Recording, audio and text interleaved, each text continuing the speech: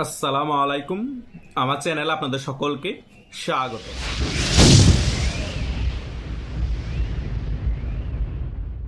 আমাকে গত 4-5 দিন ধরে আমার অনেক ইউটিউবে সাবস্ক্রাইবাররা জিজ্ঞেস করছে, ভাইয়া রাষ্ট্রপতির কোনো খবর নাই কেন? আপনি রাষ্ট্রপতিকে নিয়ে একটি আলোচনা করুন এবং 12ই ফেব্রুয়ারি তো নির্বাচন হয়ে যাচ্ছে, রাষ্ট্রপতি কি অ্যাক্টিভিটি করছে সে ব্যাপারে একটি আলোচনা করে আমাদেরকে জানান। আজকে সে বিষয় নিয়ে বিস্তারিত আলোচনা করব। আশা করছি আপনারা শেষ পর্যন্ত ভিডিওটি দেখবেন, সকল বিষয় ক্লিয়ার হয়ে যাবেন।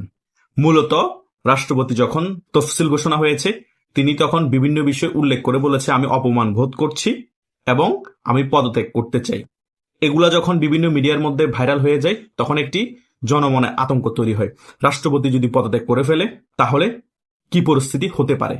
আসলে রাষ্ট্রপতি পদত্যাগ করতে চাওয়ার পরেও কিন্তু রাষ্ট্রপতিকে সেনাবাহিনীর প্রধান বলেন এবং বিভিন্ন রাজনৈতিক দল সিস্টেমেটিকভাবে প্রেশারাইজ করে ওনাকে পদত্যাগ করতে দেয়নি। হয়তোবা রিকোয়েস্ট করেছে, কারণ রাষ্ট্রপতি পদত্যাগ করা মানে একেবারে সংবিধান ধ্বংস হয়ে যাওয়া। আর সে তার সব থেকে বেনিফিট পাইতো কারা? যারা মুক্তিযুদ্ধের বিপক্ষে শক্তি আছে, তারাই সব থেকে বেনিফিট পেত। তারা চেয়েছে রাষ্ট্রপতি পদত্যাগ করুক। সেই কারণে তো ডক্টর ইউনূস ইনিয়ে বিনিয়ে এই শাহাবুদ্দিন চুপ্পুকে বিভিন্ন ধরনের অপমান করিয়েছে, যাতে বাধ্য হয়ে রাষ্ট্রপতি শাহাবুদ্দিন চুপ্পু পদত্যাগ করুক।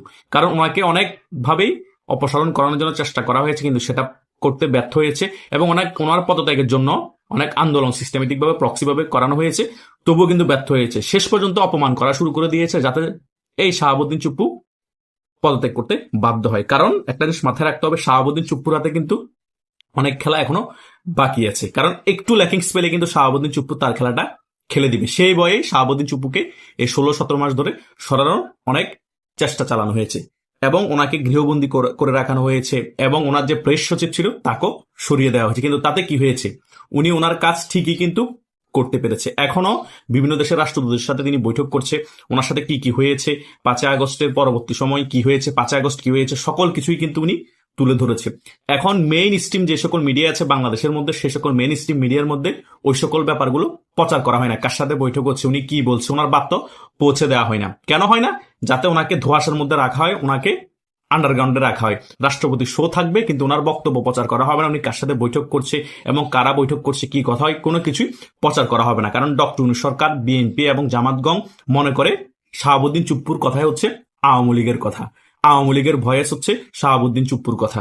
সেই কারণে শাহাবুদ্দিন চুপ্পুকে একেবারে আন্ডারগ্রাউন্ডে রাখা হয়েছে, ওনার বক্তব্য কোনোভাবে প্রচার করানো হচ্ছে না। যেগুলো বেশি গুরুত্বপূর্ণ, উনি হিডেন ভাবে বিভিন্ন জায়গায় বক্তব্য দেয়, সেগুলোই প্রচার করানো হচ্ছে। যেমন পদত্যাগের ব্যাপারটা প্রচার করা হয়েছে, আরো বিভিন্ন ধরনের প্রপাগান্ডাও প্রচার করা হয়েছে।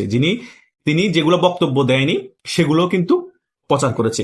এই 4-5 মাস আগে জুলাই যোদ্ধাদেরকে নিয়ে একটা বক্তব্য প্রচার করেছে, শেখ হাসিনার বিপক্ষে নাকি কথা বলেছে শাহাবুদ্দিন চুপ্পু, তিনি নাকি জুলাই যোদ্ধাদের পক্ষে কথা বলেছে। এই ধরনের একটা ফটোকার্ড দিয়ে শাহাবুদ্দিন চুপ্পুর নাম করে একটি নিউজও প্রচার হয়েছে। মানে শাহাবুদ্দিন চুপ্পুকে নিয়ে অনেক প্রপাগান্ডা হয়েছে। কিন্তু শাহাবুদ্দিন চুপ্পু সকল কিছু সহ্য করো একমাত্র দেশের সংবিধান রক্ষা করার জন্য এখনো রাষ্ট্রপতির পদে আছে। উনি শুধু সুযোগ খুঁজছে জায়গা বরাবর খেলে দেওয়ার জন্য। কারণ আমি আরো কিছুদিন আগে অনেকগুলো ভিডিও করেছি রাষ্ট্রপতি শাহাবুদ্দিন চুপ্পুকে নিয়ে, যে রাষ্ট্রপতির খেলাই কিন্তু শেষ খেলা। আসলেই খেলা যদি শেষ করতে হয়, রাষ্ট্রপতি শাহাবুদ্দিন চুপ্পুকে শেষ খেলা খেলতে হবে। কিন্তু রাষ্ট্রপতি শাহাবুদ্দিন চুপ্পু সেই শেষ খেলা খেলতে পারছে না একমাত্র সেনাবাহিনী প্রধান ওয়াকারুজ্জামানের জন্য। না হলে এই শেষ খেলা অনেক আগে খেলে একেবারেই ফিনিশ হয়ে যেত। এই সেনাবাহিনী প্রধান ওয়াকারুজ্জামান জামাতপন্থী হওয়ার কারণে রাষ্ট্রপতি শাহাবুদ্দিন চুপ্পুকে পদত্যাগও করতে দিচ্ছে না। সিস্টেমেটিক ভাবে অন্যরা পদত্যাগ করানোর জন্য চেষ্টা করলো, সেটাতে বাধা দিচ্ছে। আবার রাষ্ট্রপতি শাহাবুদ্দিন চুপ্পুও পদত্যাগ করছে না, কারণ সংবিধান রক্ষা করতে হবে। কারণ রাষ্ট্রপতি শাহাবুদ্দিন চুপ্পু পদত্যাগ করা মানে এবং রাষ্ট্রপতি শাহাবুদ্দিন চুপ্পুকে অপসারণ করে ফেলা মানে এদিকে সেনাবাহিনীর প্রধানকে সরিয়ে ফেলা ইজি হবে এবং সেনাবাহিনীর প্রধানকে অপসারণ করতে পারবে। সেই কারণে সেনাবাহিনীর প্রধান নিজেকে রক্ষা করার জন্য রাষ্ট্রপতি শাহাবুদ্দিন চুপ্পুকে এতদিন রক্ষা করেছে এবং পদত্যাগ করতেও দেয়নি। আলোচনা করে রাষ্ট্রপতি শাহাবুদ্দিন চুপ্পুকে তার পদে বহাল রেখেছে। কিন্তু এই সেনাবাহিনী প্রধান ওয়াকারুজ্জামান চাইলে বাংলাদেশে যে পরিস্থিতি বিরাজমান ছিল, রাষ্ট্রপতি শাহাবুদ্দিন চুপ্পুর সাথে আলোচনা করে জরুরি অবস্থা জারি করতে পারত এবং ডক্টর সরকারকে এবং অন্যান্য যে সকল রাজনৈতিক দল আছে তাদের সাথে আলোচনা করে বলতে পারত আপনারা আওয়ামী লীগকে নির্বাচনে আনার ব্যবস্থা করুন এবং ডক্টর ইউনূসকে প্রেসার দিতে পারতো যে আওয়ামী লীগের উপর যে নিষেধাজ্ঞা দেওয়া হয়েছে কার্যক্রমের উপর সেটা তুলুন এবং আওয়ামী লীগকে নির্বাচনে আনুন। তা না হলে আমরা জরুরি অবস্থা জারি করব। এই ভয়টা দেখালে রাষ্ট্রপতি এবং সেনাবাহিনী প্রধান ওয়াকারুজ্জামান মিলে 100% বাংলাদেশে গণতন্ত্র ফিরে আসতো এবং ডক্টর ইউনূস বাধ্য হয়ে আওয়ামী লীগকে নির্বাচনে অংশগ্রহণ করতে দিত এবং বাংলাদেশে একটি গণতান্ত্রিক প্রক্রিয়ায় ভোট হতো। জনগণ তাদের অনেক বছর যে আশা আকাঙ্ক্ষা আছে সেটা পূরণ হতো, সকল দলের অংশগ্রহণে নির্বাচন হতো এবং সকল জনগণ তাদের ভোটাধিকার প্রয়োগ করতে পারত এবং তাদের পছন্দের প্রার্থীকে নির্বাচন করতে পারত এবং পছন্দের রাজনৈতিক দলকে ভোট দিয়ে আবার ক্ষমতা আনতে পারতো, সেটা আওয়ামী লীগ হোক, বিএনপি হোক, জামাত হোক। কিন্তু এখন হয়ে গিয়েছে আমরা আর তোমরা নির্বাচন। কথা বুঝতে পেরেছেন? এই নির্বাচনের কোনো 2 টাকার ভ্যালু নেই। একমাত্র এটা হতে পেরেছে সেনাবাহিনীর প্রধান ওয়াকারুজ্জামানের কারণে এবং ডক্টর ইউনূসের কারণে। রাষ্ট্রপতি শাহাবুদ্দিন চুপ্পু অনেক চেষ্টা করেছে যে সেনাবাহিনীর প্রধান ওয়াকারুজ্জামানকে কনভিন্স করার জন্য।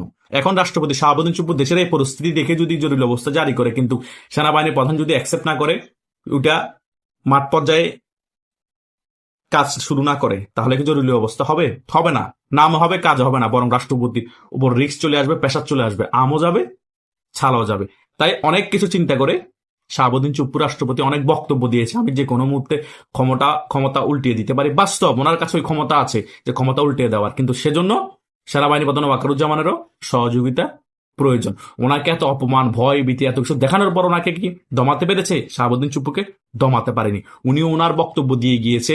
উনি বিভিন্ন দেশের রাষ্ট্রদূতের সাথে সাক্ষাৎ করেছে এবং বিভিন্ন মানুষের সাথে বিভিন্ন ধরনের ব্যাপারগুলো শেয়ার করেছে, বিভিন্ন সংবাদ মাধ্যমে অনেক কথা শেয়ার করেছে। এগুলোর জন্য কিন্তু ওনার উপর প্রেশারাইজ করা হয়েছিল। তারপরও তিনি দমে নেই। এখনো উনি ওনার কাজ করে যাচ্ছে।